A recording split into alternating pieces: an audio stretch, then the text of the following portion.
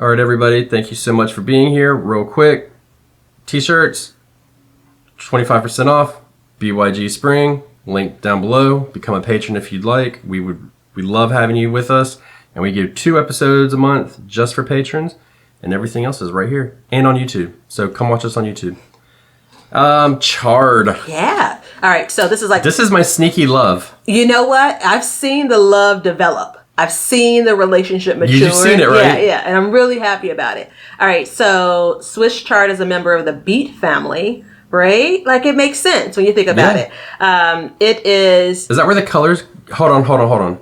Is that where the colors come from? I don't know if that's where the colors come from, but when you look at the leaves of beets compared to the leaves of chard, I mean, they're like fraternal twins for sure.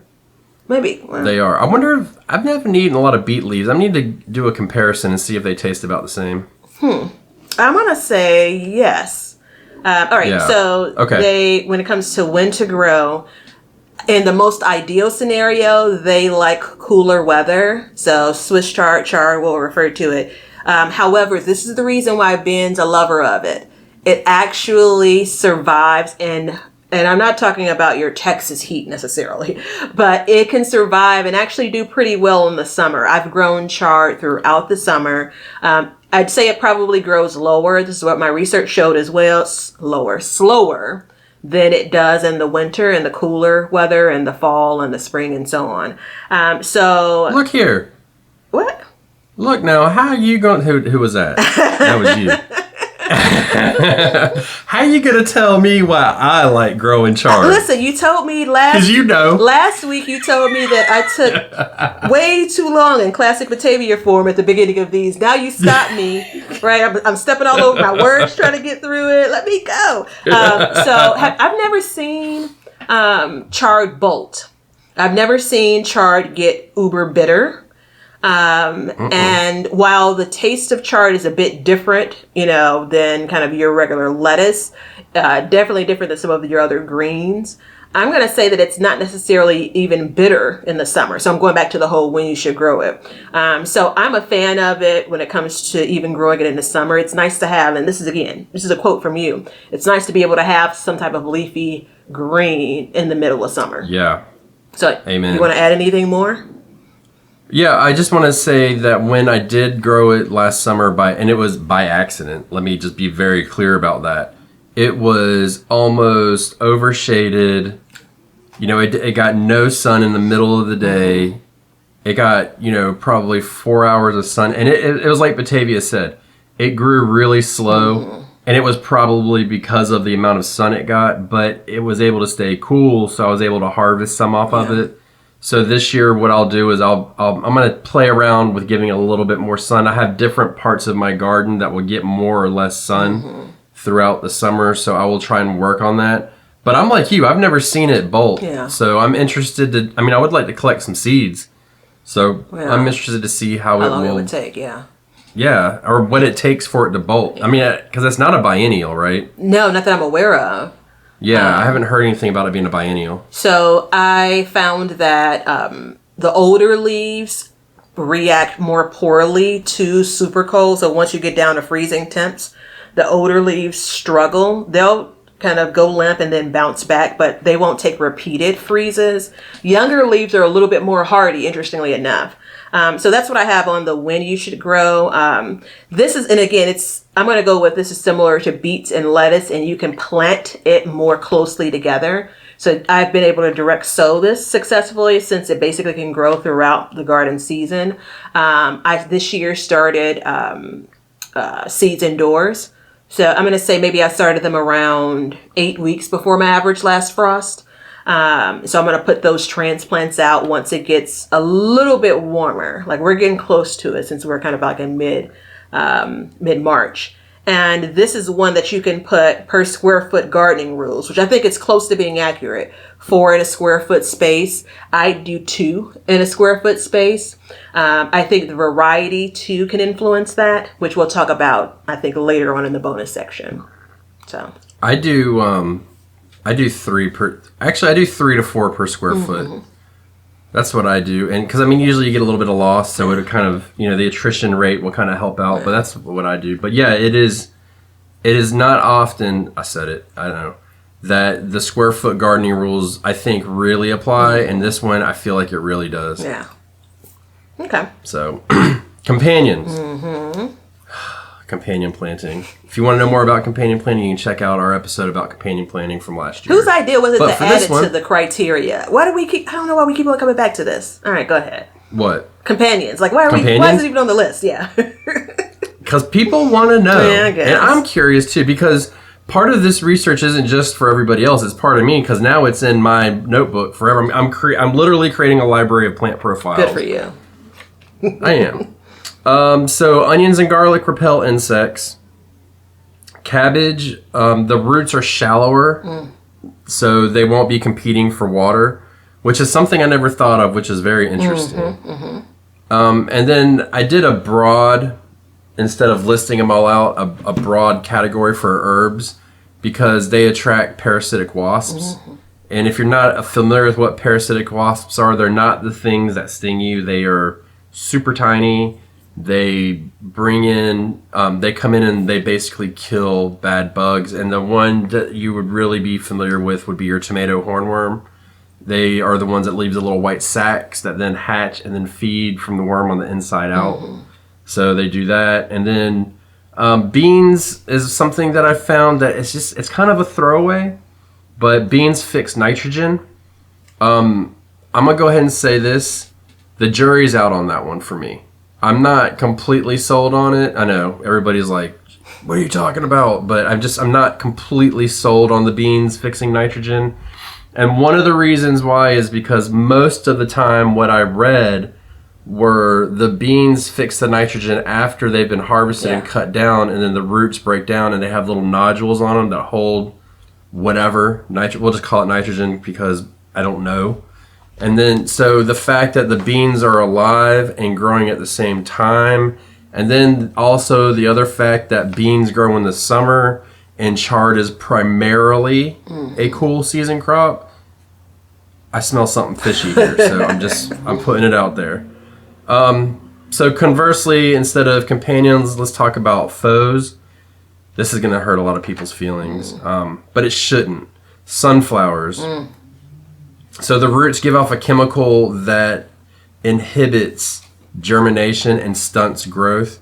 The benefit is, again, it's a cool season crop primarily.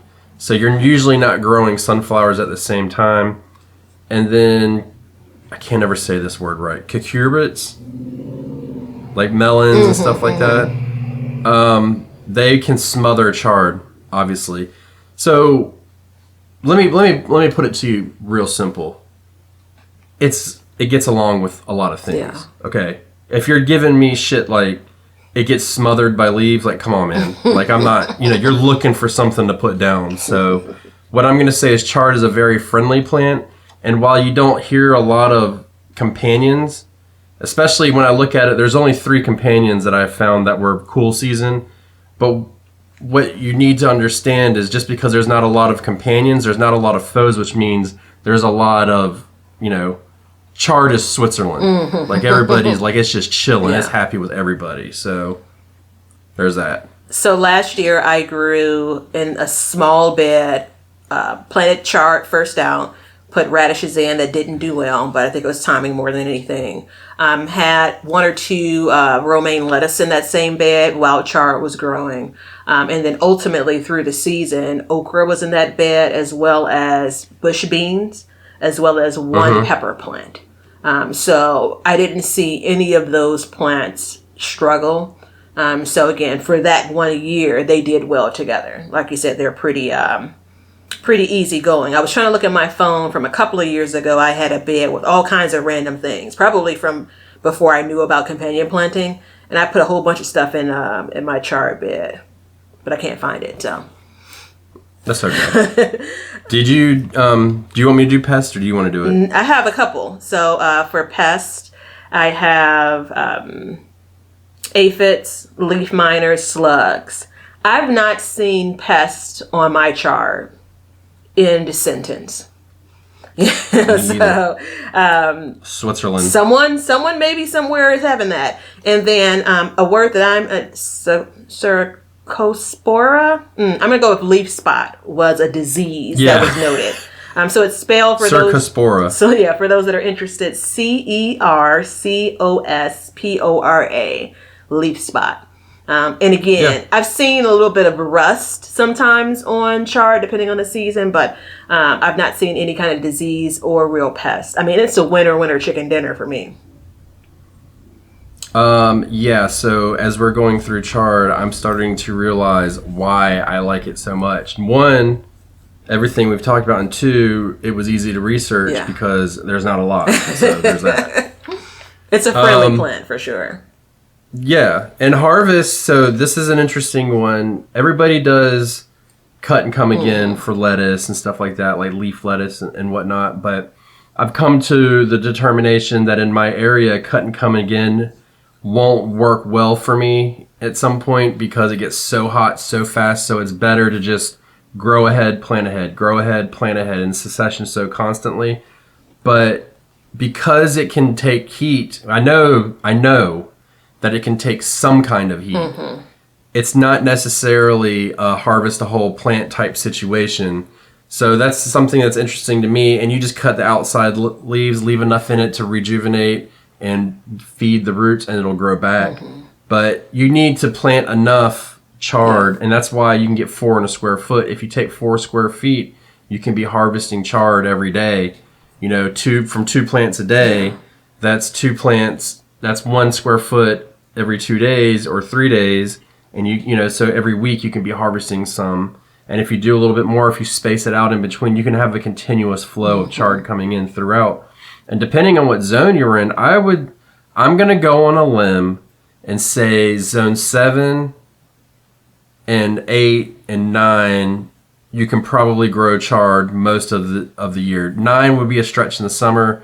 6, you can probably grow it throughout most of the year as well until you get those hard freezes. Yeah. But I had mine get hit by hard freeze, and it looked like it died, and then it came back. Yeah, so I have. I did a first day of frost video last year, and then I came back after 3 days of like getting to 32 degrees Fahrenheit or lower, and you could see the each day the chard struggled more and more. So like first day it was, it bounced back after being limp. Second day, and again, the older leaves struggled a bit more. Right now it's like a pancake flat, So for our winter, I'm in zone 6, but I continually get freezing temps over and over and over throughout winter. It doesn't survive through the winter. I can't remember if I've seen it come up in the spring. Sometimes I get pretty happy about pulling stuff out. So I don't know if I've seen it like kind of overwinter and come back. And I can't promise that I'm going to leave the ones I have in the garden now in to see if it happens. So. Well, it's an easy one to start, so it's not a big deal. Easy one to start. But I imagine under some cover, you can probably get it to go for a pretty good one. If you put some thick cover on, I bet you could get it to go for a pretty good while. The problem is, in a lot of the northern states, sometimes it just doesn't even get close to above freezing for days and days and days, and that's really tough on a plant. So there does have its limitations. So there's the leaves that freeze. So that's one thing, right? But then once we get to the point, and I haven't pinpointed when it happens, but once my ground freezes, once the soil freezes, it's a wrap for all of that, So once things thaw early in the spring, depending on, again, how hardy the plant is, that root may survive it. And so that's what I'm trying to figure out. Does the chard root survive being completely frozen? Don't know yet. But this is one of my, again, favorites. It was one of the early crops that I direct sowed in my garden when I was playing around with like growing from seed. Big seed, easy to kind of drop in. I think every variety of chard tastes different. It's nuanced, but it's different. So ruby red I was going to move on a bonus. I'm sorry, I'm fast forwarding. That's my bonus information. No, you're fine. Well, you didn't do uses, so let's just do uses. You can cook it raw. Yep. It holds its shape well. You can cook it raw. What the hell's wrong with me? You can eat it raw. It holds its shape well.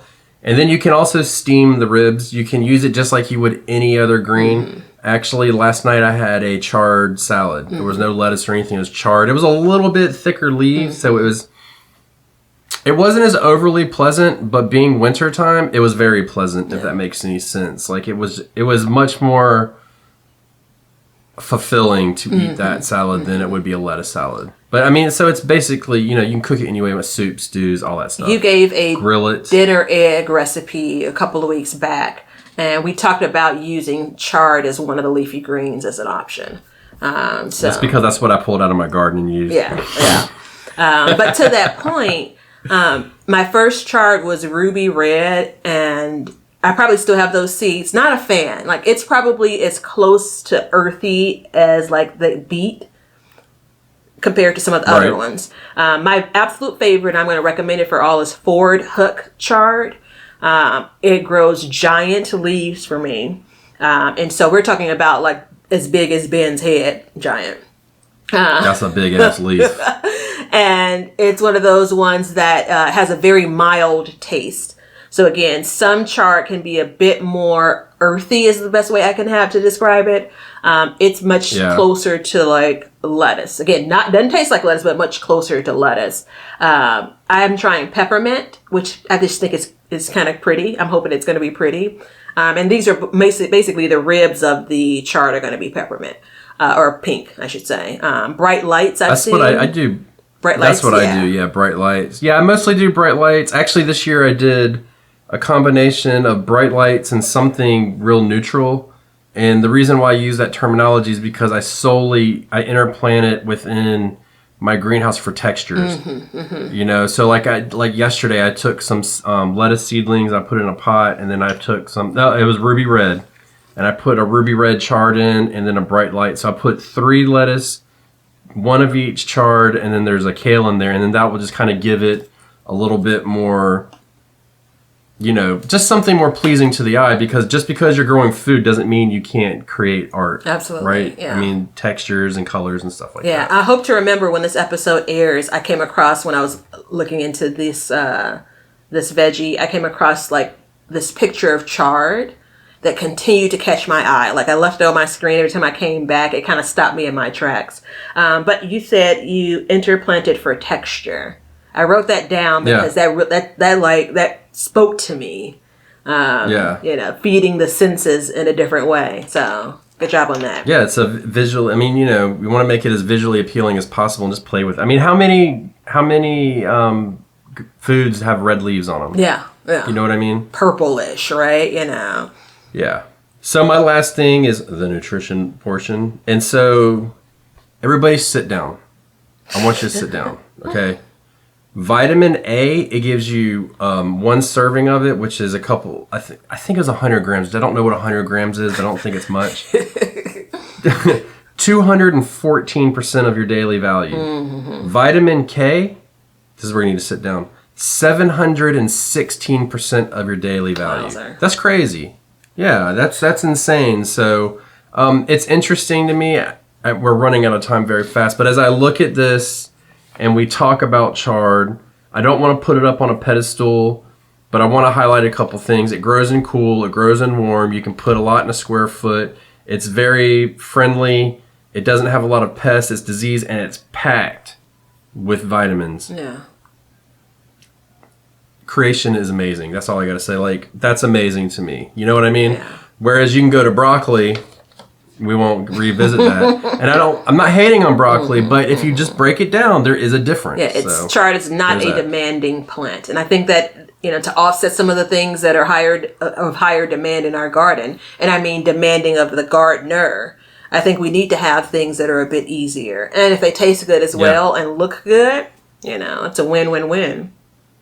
Beets are easy, but I don't like them, so I don't grow them. Holla. All right, everybody, look. Chard. Stick it in the ground. Throw some nitrogen on it because, as you know, nitrogen creates leaves, and we eat the leaves. Use it for texture. Use it for colors. It's super friendly. We love it. We love you. If you want to be a patron, check out below. Support our podcast. We would love to have you on board with us. 2 episodes extra a month for you. And Batavia, tell them something real good. See ya.